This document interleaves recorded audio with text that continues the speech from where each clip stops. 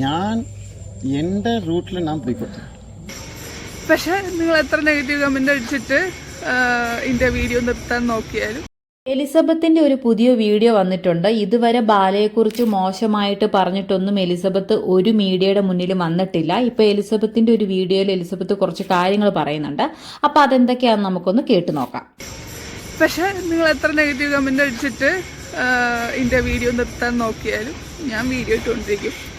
കാരണം ഞാൻ മാക്സിമം നാണം കെട്ടിട്ടും അതുപോലെ തന്നെ മാക്സിമം ചതിക്കപ്പെട്ടിട്ടും അതുപോലെ തന്നെ മാക്സിമം എല്ലാത്തിൻ്റെയും മോശം അവസ്ഥയിൽ നിന്ന് ഇങ്ങനെ പിടിച്ചു മോളിച്ച് വന്നുകൊണ്ടിരിക്കുകയാണ്. നാണം കെടുന്നതിൻ്റെ ഇഷ്ടപ്പെട്ട ആൾക്കാരുടെ തന്നെ നാണം കെടുക, ഇൻസൾട്ടഡ് ആവുക, അതുപോലെ തന്നെ എന്താ പറയുക, അങ്ങനെ കുറേ ബോഡി ഷെയ്മിങ് തുടങ്ങിയ എല്ലാ വൃത്തികെട്ട പരിപാടികളും അനുഭവിച്ചിട്ടുണ്ട്. അതുകൊണ്ട് അറിയാത്ത ഏതൊക്കെയോ ഫേക്ക് ഐഡികൾ വന്നിട്ട് കുറച്ച് 4 നെഗറ്റീവ് കമൻറ്റ് ഇട്ടുകൊണ്ട് ഞാൻ പല ത്രെറ്റനിങ് കോൾസും ഇടയ്ക്ക് വരാറുണ്ട്. അങ്ങനത്തെ ത്രെറ്റനിങ് കോൾസ് വന്നിട്ട് ഞാൻ ചെയ്യുന്ന കാര്യം ഞാൻ ആരെയും അപ്പൊ ഇതിലെന്താണ് എലിസബത്ത് പറയുന്നത്? തനിക്ക് ഒട്ടിസമാണെന്നും കുട്ടികൾ ഉണ്ടാകില്ലെന്നും ഒക്കെ കമന്റുകൾ വരുന്നു. ഒരുപാട് ഫേക്ക് ഐഡി എന്നുള്ള കമന്റുകൾ വരുന്നു. അപ്പൊ എന്തൊക്കെ കമന്റുകൾ വന്നിട്ടുണ്ടെങ്കിലും എലിസബത്തിന്റെ ചാനൽ നിർത്താൻ വേണ്ടിയിട്ട് പോകുന്നില്ല, അതുമായിട്ട് കണ്ടിന്യൂ ചെയ്യുമെന്ന് തന്നെയാണ് എലിസബത്ത് വ്യക്തമാക്കിയിരിക്കുന്നത്. ഇനി ബാല പറയുന്ന കുറച്ച് കാര്യങ്ങളുണ്ട്, അതും കൂടി നമുക്കൊന്ന് കണ്ടു നോക്കാം. ഞാൻ എൻ്റെ റൂട്ടിൽ ഞാൻ പോയിക്കോട്ടെ. ഞാൻ ആരെയും ഡിസ്റ്റർബ് ചെയ്യാനില്ല. പോട്ടെ. அந்த ஃபோன் ஒன்று சைலண்டில் போட்டா தம்பி. இப்போது 2 ദിവസം முன்பு அங்கனவாடி ஸ்கூல் சொல்லு, கண்டிப்பாக சொல்லு. இது மாமாக்காக நான் இந்த வாட்டி சொல்லாமல் இருக்கேன். நெக்ஸ்ட் டைம் எதனா நான் பார்த்தேன்னா ஏதாவது வந்ததுன்னா கண்டிப்பாக நான் சொல்லுவேன்.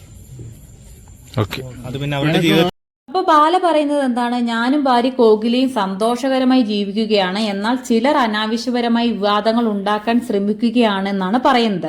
നിൽക്കേണ്ടവർ നിൽക്കേണ്ടടുത്ത് നിൽക്കണം, അല്ലാതെ യാതൊരു കാര്യവുമില്ലാതെ വിവാദങ്ങൾ ഉണ്ടാക്കാൻ ശ്രമിക്കരുതെന്നാണ് പറയുന്നത്.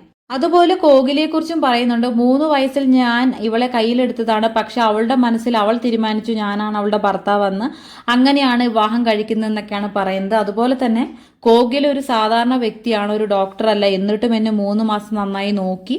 ഒരു കോഫി ഷോപ്പ് ഓണറായിരുന്നു കോകില. അത് വിട്ടിട്ടാണ് അവൾ ഇവിടെ എനിക്ക് വേണ്ടി വന്നത്. ഇങ്ങനെ ഒരു മനസ്സ് ഈ ഒരു ജനറേഷനിൽ ആരും കാണിക്കില്ല, അതുകൊണ്ട് ഞാൻ ഭാഗ്യവാനാണ് എന്നൊക്കെയാണ് ബാല പറയുന്നത്. അതുപോലെ കോകിലയും പറയുന്നത്, ഞങ്ങൾ സന്തോഷത്തോടെയാണ് പോകുന്നത്. ഇത്രയും നാള് സൈലന്റ് ആയിരുന്ന ഒരു സ്ത്രീ വന്ന് എന്തൊക്കെയോ തെറ്റായി പറയുകയാണ്.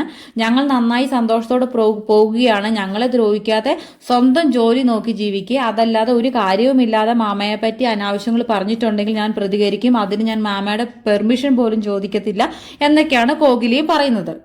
എലിസബത്തിനോട് തന്നെയാണ് ഇവരിങ്ങനെ പ്രതികരിച്ചത് എന്നാണ് ഇപ്പോൾ മീഡിയക്കാരെല്ലാവരും പറയുന്നത്. അതുപോലെ തന്നെ കമന്റ് സെക്ഷനൊക്കെ വന്നിരിക്കുന്നത്. ഒരു കമന്റ് ഞാൻ വായിച്ചേൽപ്പിച്ചു തരാം.